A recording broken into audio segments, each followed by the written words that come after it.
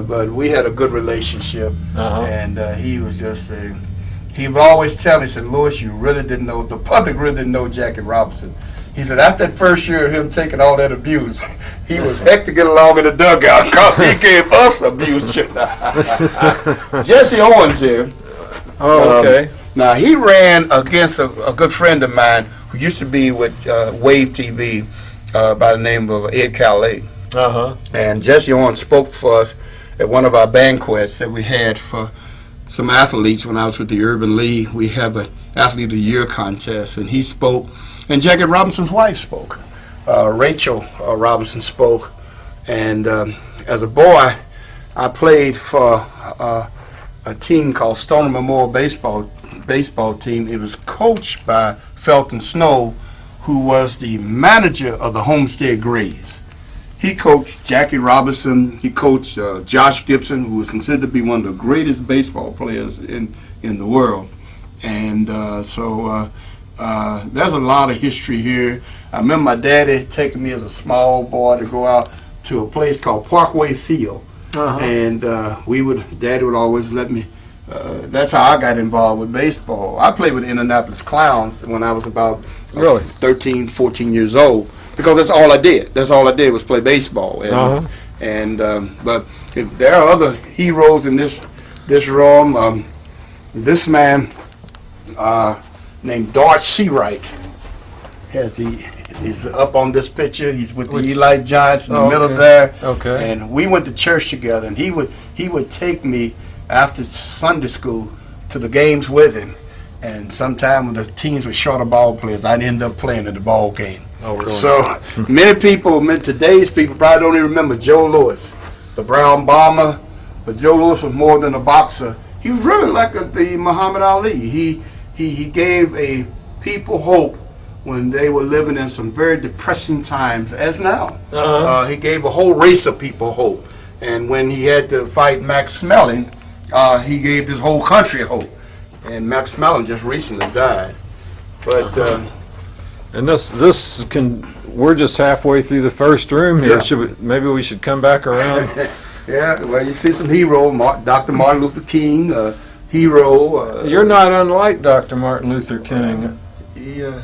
He's one person that we really loved, really loved, and worked with his son and his family very much.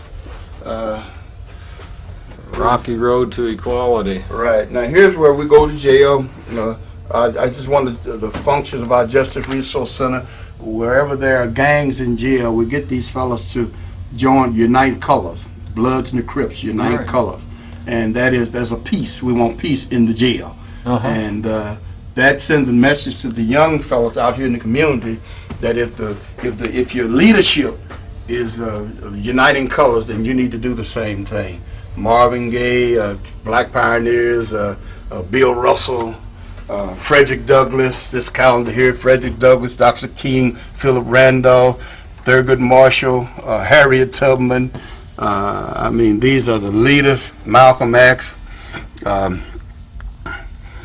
Booker T. Washington wasn't one of our favorites, but he's up there. I didn't have nothing to do with that. That's my granddaddy. That's my granddaddy. He was a minister too. Same name. What is his name is Louis H. Coleman Jr. I'm really supposed to be the third. Really? But people didn't care back then. But he preached at Elk Creek, Kentucky, for about 35 years. And this is my uncle William Coleman. He made Black All-American at Kentucky State, and he should have gone into pro football, but he ran the Chestnut Street Branch YMCA for 40 years. Oh, wow. 40 years here in Louisville. And I bet he's influenced many. Oh, he has. Well, he really influenced me because he was just a huge support to the whole family. There's Diana Ross. Yeah, Nat King Cole, and Louis Armstrong. I work with people who live in the Louis Armstrong house in New York, and when the phone rings, this is the Louis Armstrong house.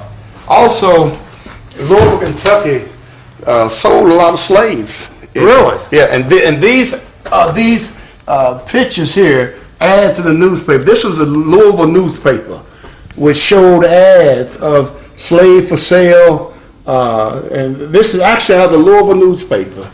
And when people were talking about reparations, we wrote the Courier Journal, I call them Gannett. We wrote the Gannett Corporation, said, now, what do you think about reparations? Since your paper had ads, and here's Louisville, Kentucky right there, ads, slave for sale, insurance on Negroes. So people need to know this type of thing. Our board president, this is her father-in-law, who is deceased, and he ran a college called Pineywood College in Pineywood, Mississippi. And he was on the This Is Your Life show years ago. And that's President William Jones of Pineywood College.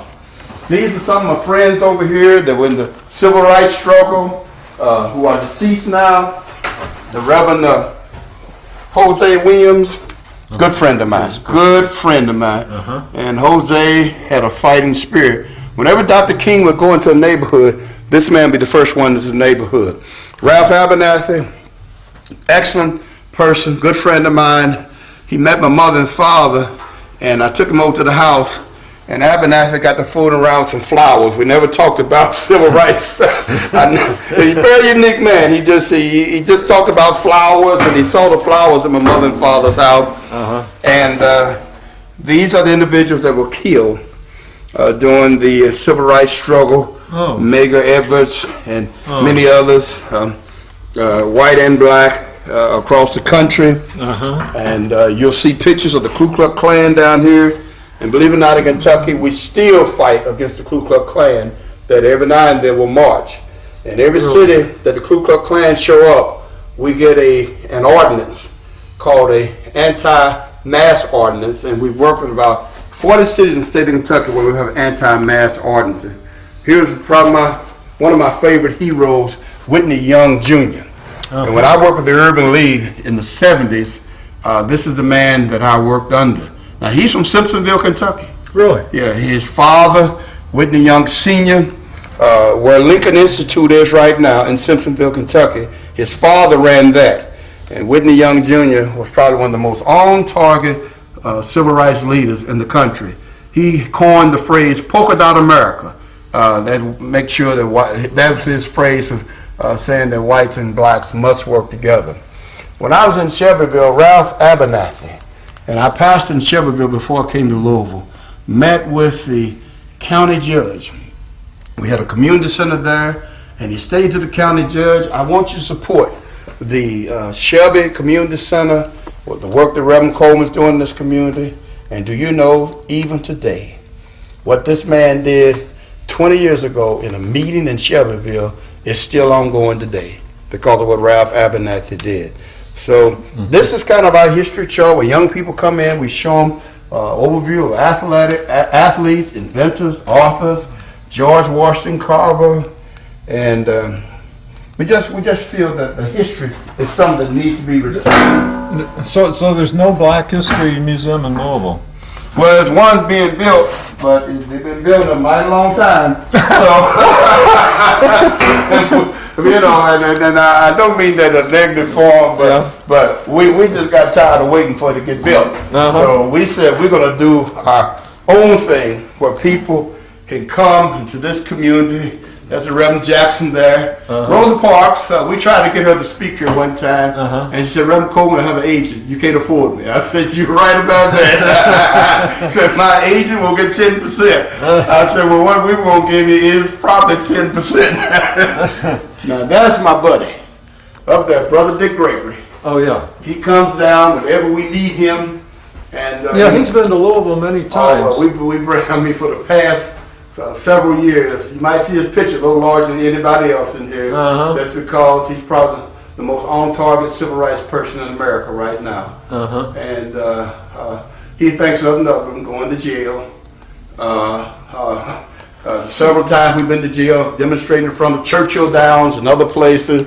He would say, Coleman, we got to do this. So he may be with us this Thursday in Frankfurt as we protest the governor's in the governor's office today, Thursday. Over